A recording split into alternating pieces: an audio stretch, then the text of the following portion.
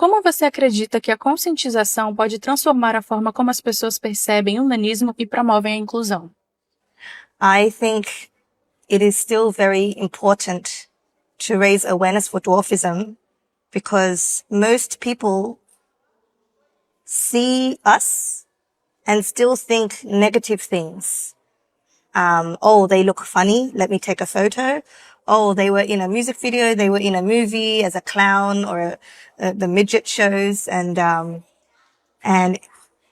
or the fetish as a woman or these things. And there's generally still a very negative image about us.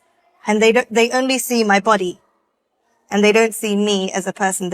There are people with dwarfism who are doctors and engineers and teachers and mothers and everything, but they only see our bodies. And I think it is still very important for us to raise awareness. Just by being us, obviously, these kind of interviews are always great. But yeah, when we come together and work together for projects that show how we are also, I don't like saying normal because there's no normal. I don't want to say normal. We are just like other people. We're just little. And it is still very important to raise awareness. Yeah. Você é coreana-australiana, com pais coreanos, e atualmente vive na Alemanha. Como essa mistura cultural influenciou sua visão e atuação no ativismo pelo nanismo? Well, I grew up in Australia and I grew up very normally. I went to school, I went to high school, I went to university, I worked I'm a teacher. Yeah. And,